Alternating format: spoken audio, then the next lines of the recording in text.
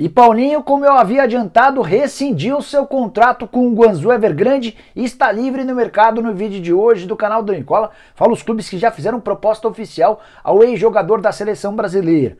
Por falar em ex-jogador da seleção, o Renato Augusto pode mesmo jogar no Flamengo?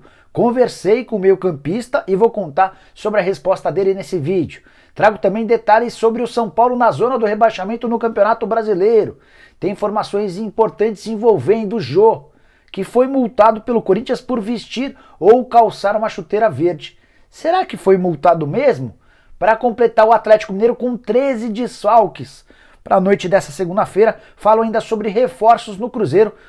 A Raposa busca uma série de novidades para o restante da Série B.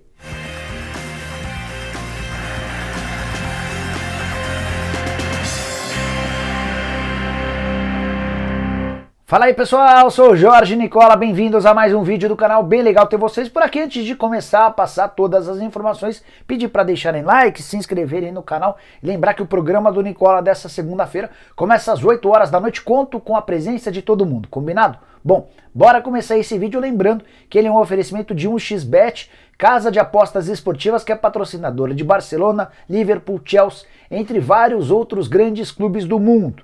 Por que é tão bacana apostar na 1xBet? Porque suas chances de ganhar são bem maiores, levando em consideração que a casa oferece todos os tipos de aposta que você pode imaginar.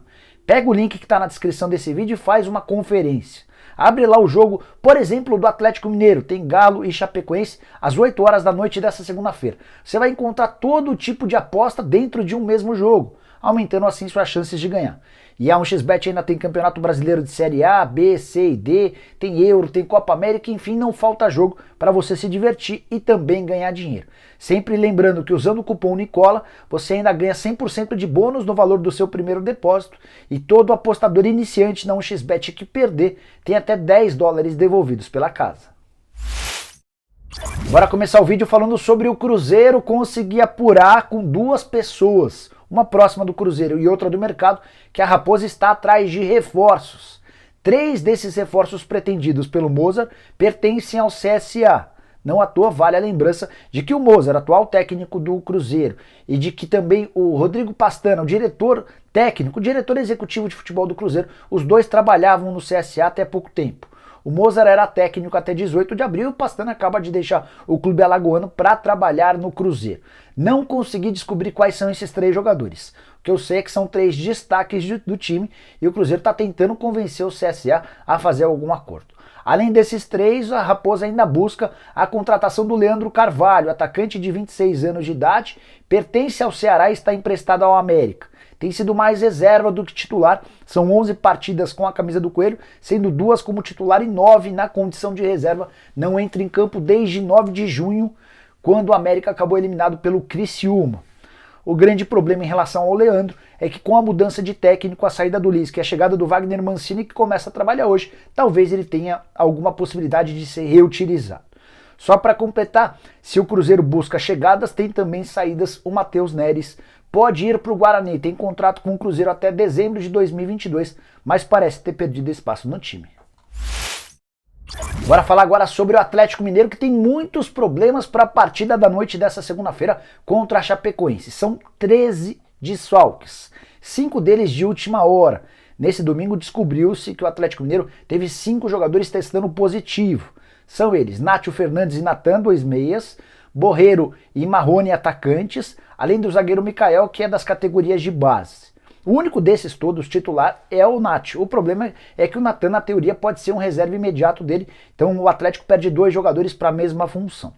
Só que não param aí os 5 desfalques. O Igor Rabelo ainda se recupera do teste positivo, ainda não tem condição de voltar. O Savinho está na seleção sub-17. Júnior Alonso, Alan Franco, Savarino e Vargas, todos entregues às seleções para a disputa da Copa América. Para completar, o goleiro Rafael e lateral esquerdo Dodô ainda se recuperam de lesões. Lista pesada para o Atlético Mineiro, que precisa vencer nessa segunda-feira para emplacar a 4ª vitória seguida e se manter na ponta. Nesse momento, com 9 pontos, o Atlético não é mais líder. A ponta pertence ao Atlético Paranaense, que em 4 jogos tem 4 vitórias. Se o Atlético Mineiro vencer, se iguala ao Atlético Paranaense. É bem verdade, com um jogo a mais. Bora falar agora sobre a multa aplicada pelo Corinthians em Jô. o atacante calçou uma chuteira verde na partida contra o Bahia nesse domingo. E a repercussão nas redes sociais foi muito ruim. O torcedor corintiano não gosta da cor verde e começou a cobrar. O que a diretoria do Corinthians fez? Então logo a partida do 0-0 com o Bahia em Salvador foi completada, o Corinthians informou através de uma nota oficial que estava multando o Jô e o impedindo de jogar com essa chuteira daqui para frente. Fui checar essa história com duas pessoas, uma do clube e uma próxima ao Jô, para saber o valor da multa, para saber quais seriam os procedimentos. Antes só contar que o Jô já havia usado essa chuteira no treino da sexta e do sábado. É o modelo da Nike avaliado em R$ 1.700. As duas pessoas com quem conversei duvidam da aplicação dessa multa. O Corinthians informou de forma oficial que vai aplicar a multa, embora não tenha dado percentual do valor da multa. Só que essas duas pessoas com quem conversei asseguram que essa decisão foi tomada apenas para acalmar o torcedor. Elas alegam, entre outras coisas, que o Corinthians tem dívidas com o Jô. E não só com o Jô, né? O Corinthians não paga o fundo de garantia desde 2019. Tem problemas com uma série de direitos de imagem. O Gil, por exemplo, tem mais de 11 milhões de reais a receber. O Corinthians tem conseguido pagar os salários em dia, os direitos de imagem não. Isso sem falar nas luvas e também nas comissões. O Corinthians deve hoje ao Jô. Ficaria meio esquisito multar o atleta por usar uma chuteira verde devendo um caminhão de dinheiro. E tem mais. Uma dessas duas pessoas com quem eu conversei afirmou que o Jô é extremamente próximo do presidente do Ilho, do gerente de futebol Alessandro, do diretor de futebol Roberto de Andrade, e tá soando, pelo menos para essas duas pessoas que eu consultei, como uma conversa para a torcida parar de pegar no pé. O Jô não vai mais usar essa chuteira, isso está muito claro. Ele deve ter se arrependido, como corintiano que é. Certamente ele sabe que não pode usar o verde, ou pelo menos não é recomendado que se use verde. A questão que eu quero colocar é, até que ponto a diretoria do Corinthians deve pensar e cogitar a multa para um atleta que veste verde? Sem desrespeitar as divergências, as rivalidades, mas será que quando o Corinthians vem a público para externar essa situação, ele também não é conivente com toda a agressividade que existe no meio do futebol? Por que o atleta do Palmeiras pode vestir preto, pode vestir branco, pode ter um carro nas cores do rival e o jogador do Corinthians não pode ter em relação ao verde? Enfim, queria saber a sua opinião, use o espaço para comentários para opinar.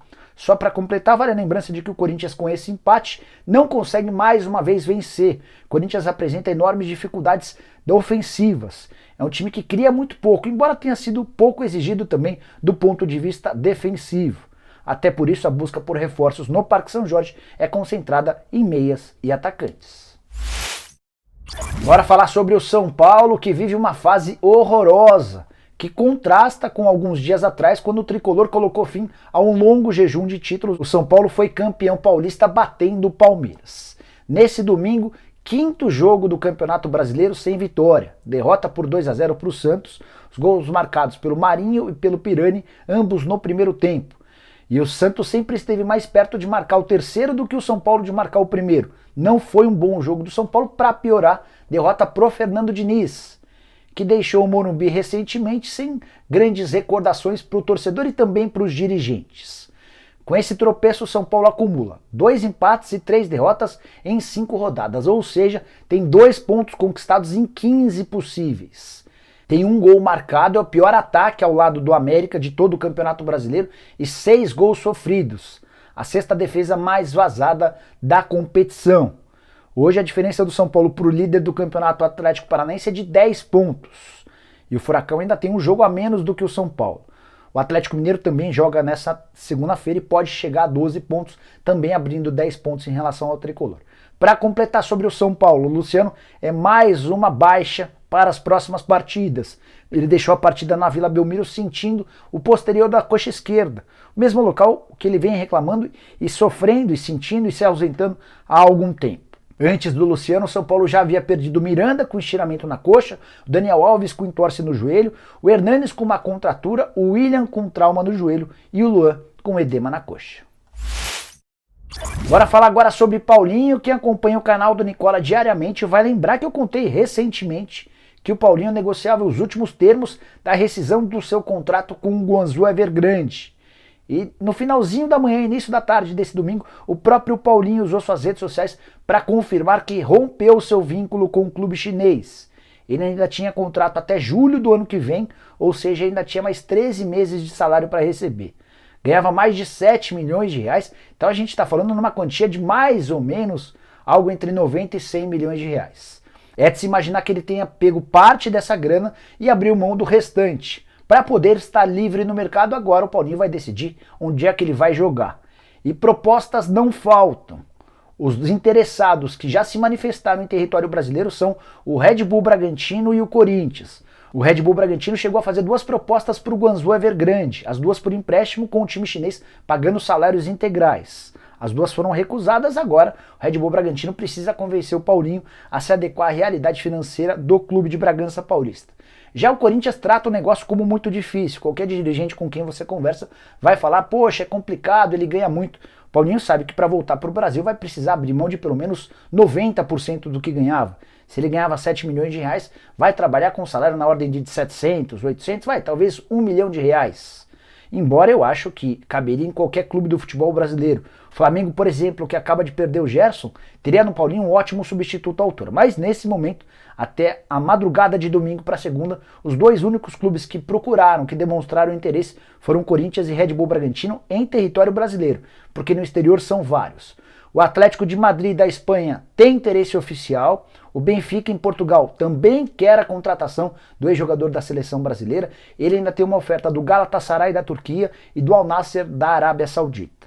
Conversei com uma pessoa próxima ao Paulinho, a mesma que alguns dias atrás me assegurou que ele rescindiria seu contrato na China, e essa pessoa contou que as ofertas que mais agradaram ao Paulinho nesse momento são do Atlético de Madrid e do Galatasaray. A tendência, se fizer valer a vontade de ganhar mais dinheiro, é que o Paulinho se acerte com um desses 2 clubes. Se a grana não for primordial, a tendência é que ele volte para o Brasil para ficar um pouco mais perto da família. Caberia no seu time do coração? Use o espaço para comentários para opinar a respeito do assunto. Antes de mudar de tema, só contar que o Paulinho não conseguiu embarcar para a China nesse ano, chegou a fazer 4 tentativas, sendo algumas delas ele foi até a Alemanha, fazia escala na Alemanha para tentar chegar na China, e era barrado na Alemanha, não tinha permissão para embarcar para a China. Foi também por causa dessa situação que houve o rompimento do contrato. Havia sido contratado em 2015 pelo Guangzhou Evergrande por 40 milhões de euros, foi vendido para o Barcelona pelo mesmo valor, voltou por 50 milhões de euros com a camisa do clube chinês. Ele ganhou absolutamente tudo, foram 4 títulos nacionais, uma Champions asiática, foi artilheiro do time, recordista de assistências e enfim, passagem extremamente marcante. Bora fechar o vídeo falando sobre Renato Augusto. Que história é essa de que ele pode começar a treinar no Fla a partir dessa semana? Informação divulgada com exclusividade pelo Paparazzo rubro-negro.